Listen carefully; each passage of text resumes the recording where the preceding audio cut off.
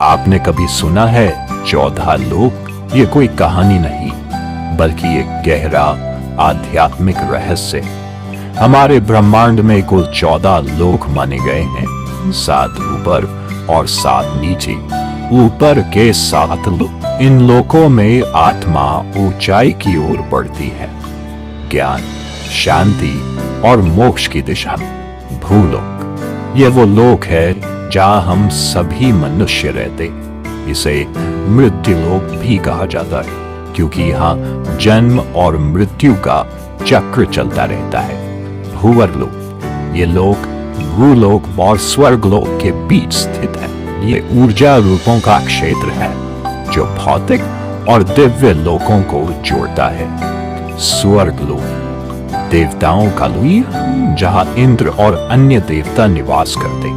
अच्छे कर्म करने वालों को मृत्यु के बाद इसी लोक में स्थान मिलता है, जहां सुख, संपत्ति और आनंद की अनुभूति होती है। महरलोक, ये दिव्य ऋषियों, तपस्वियों और महान आत्माओं का निवास स्थान है, जहां वशिष्ठ और विश्वामित्र जैसे महान ऋषि तपस्या करते। जनलोक, इस लोक में वे आत्माएं निवास करती हैं जिन्होंने ज्ञान और ध्यान में परम सिद्धि प्राप्त की होती है। यहाँ के वासी ब्रह्मा जी की लीलाओं में लीन रहते हैं। तपलोक, अत्यंत शक्तिशाली तपस्वियों का स्थान, जो शरीर से परे केवल चेतना में स्थित होते हैं। ब्रह्मलोक, यह अंतिम लक्ष्य है, जहां केवल सत्य है, मोक्ष है और ईश्वर का साक्षात्कार होता है।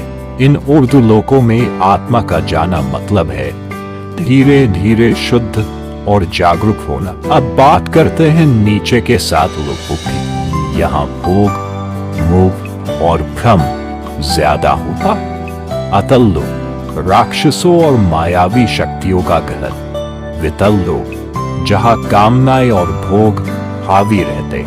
सुतल लोक, राजा बलि का लोक। वे दानवीर थे, लेकिन उनमें अहंकार भी था।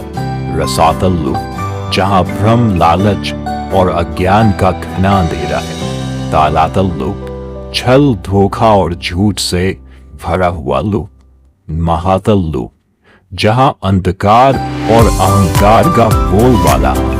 पाताल लोक, सबसे नीचे का लोक, तामसिक ऊर्जा और इच्छाओं का केंद्र। लेकिन इन सबका मतलब सिर्फ बाहरी दुनिया नहीं है। ये 7 लोक हमारे भीतर की नकारात्मक सोच और कमजोरियों का प्रतीक है। तो जब हम सच्चाई, भक्ति और सेवा में लगते हैं, हम ऊपर के लोकों से जुड़ते हैं, और जब हम लालच, मोह और गुस्से में फंसते हैं, हम नीचे गिरते हैं। सोच बदलो, लोग बदल जाएंगे।